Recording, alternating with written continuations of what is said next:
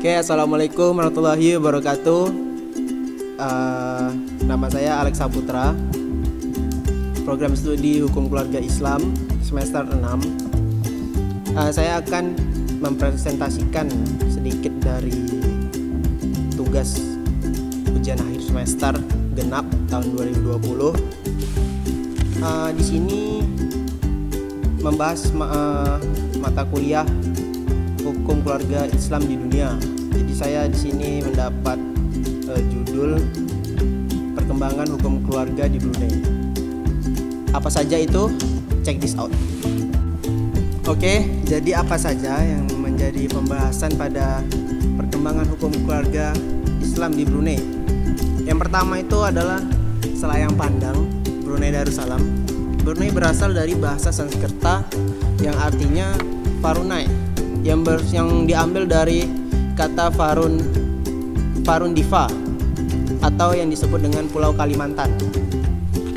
Hal itu karena negara Brunei berasal atau berada dalam Pulau Kalimantan.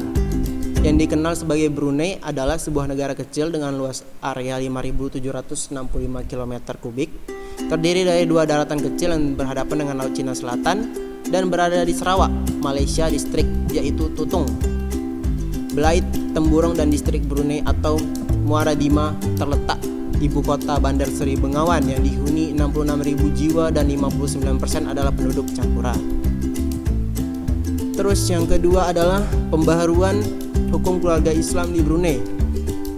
Pada awal abad ke-16, Kesultanan Brunei merupakan negara yang kuat dan memiliki otoritas yang meliputi seluruh pulau Borneo.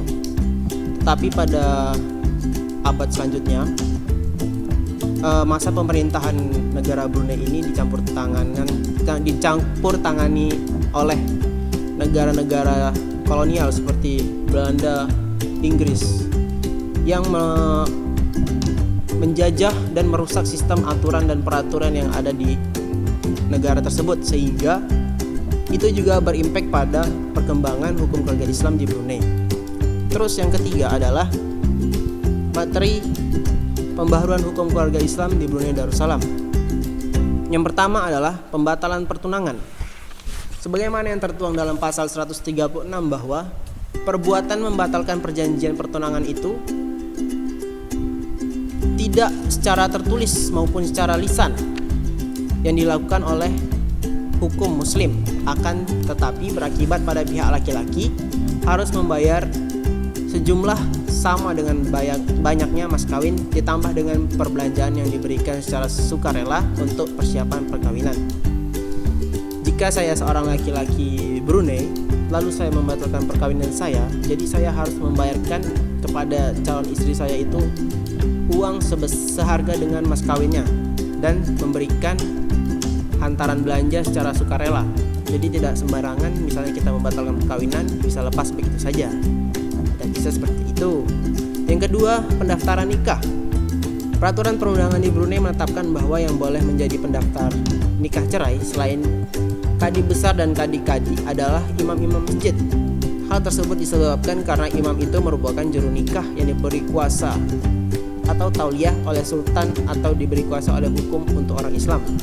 Jadi kalau di Indonesia itu kita mau nikah itu datangnya ke KUA.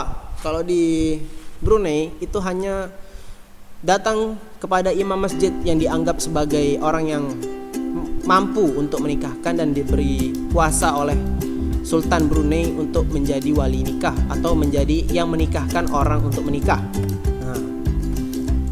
Lanjut, wali nikah. Adapun mengenai wali nikah, persetujuan kedua belah pihak dalam perkawinan dapat dilakukan. Di samping itu, wali pengantin perempuan pun harus memberi persetujuan atau kadi yang mempunyai kewenangan bertindak sebagai wali raja apabila tidak terdapat wali nasab atau wali nasab tidak menyetujui dengan alasan yang tidak masuk akal. Lanjut, perceraian yang dilakukan oleh suami. Mengenai peraturan yang sangat kontroversial di Brunei adalah masalah perceraian. Jika perempuan diceraikan sebelum disetubuhi, maka ia tidak boleh kawin dengan orang lain kecuali dengan suaminya yang terdahulu dalam masa iddah, kecuali telah dibenarkan oleh hakim yang berkuasa di mana ia tinggal. dari peraturan perundangan tersebut nampak berbeda dengan kebijakan dengan negara lainnya. Jelas. Lanjut, yang kelima adalah perceraian dengan talak tebus. Di Brunei diberlakukan juga aturan yang menyatakan bahwa pihak suami tidak menyetujui perceraian dengan penuh kerelaan, maka kedua belah pihak harus menyetujui perceraian dengan tebusan, atau di Brunei diistilahkan dengan cerai talak tebus. Hakim akan menilai jumlah yang perlu dibayar sesuai dengan taraf kemampuan kedua belah pihak tersebut serta mendaftarkan perceraian itu. Lanjut, talak tafwid, fasak dan perceraian oleh pengadilan. Bagi pihak istri untuk berpisah oleh suami melalui fasilitas fasak. Fasak adalah suatu pernyataan pembubaran perkawinan menurut hukum Islam. Pernyataan fasak ini tidak boleh dikeluarkan kecuali pihak istri memberi keterangan di hadapan sekurang-kurangnya 2 saksi dan mengangkat sumpah untuk membuat pengakuan. Terus yang ketujuh, hakam atau arbitrator. Yang kedelapan itu rujuk. Rujuk ini kemungkinan yang diberlakukan dalam Undang-Undang Perkawinan Brunei dinyatakan bahwa dibenarkan untuk rujuk setelah dijatuhkannya talak. Apabila setelah jatuh talak, satu talak atau 2 talak dalam sejumlah masa iddah belum berakhir, keharusan tinggal bersama hendaknya berdasar atas kerelaan kedua belah pihak dengan syarat tidak melanggar agama. Terus yang terakhir adalah surat kematian. Seorang istri dibenarkan untuk menikahi kembali jika suaminya telah meninggal dunia atau diyakini telah meninggal dunia atau tidak terdengar beritanya. Nah, istri boleh menyatakan itu apabila suaminya telah memenuhi beberapa dari fakta-fakta yang telah saya sebutkan sebelumnya, baru boleh menyatakan suaminya meninggal. Jadi itu saja yang poin-poin penting dalam pembahasan hukum keluarga Islam di Brunei Darussalam. Di sini saya tidak hanya membahas masalah Brunei saja, tapi ada pembahasan hukum keluarga Islam di dunia yang diwakilkan oleh teman-teman kelas saya. Adapun yang dibahas di sini yang pertama adalah perkembangan hukum keluarga di Indonesia, perkembangan hukum keluarga di Malaysia, perkembangan hukum keluarga di Brunei, perkembangan hukum keluarga di Mesir, perkembangan hukum keluarga di Maroko, terus perkembangan hukum keluarga di Tunisia, perkembangan hukum keluarga di Turki, perkembangan hukum keluarga di Aljazair, dan terakhir yang adalah perkembangan hukum keluarga di Arab Saudi. Nah, jadi itu saja yang merupakan poin-poin penting dari mata kuliah perkembangan hukum keluarga di dunia. Terlebih terkurang saya mohon maaf. Saya akhiri, wabillahi taufiq wal hidayah. Assalamualaikum warahmatullahi wabarakatuh.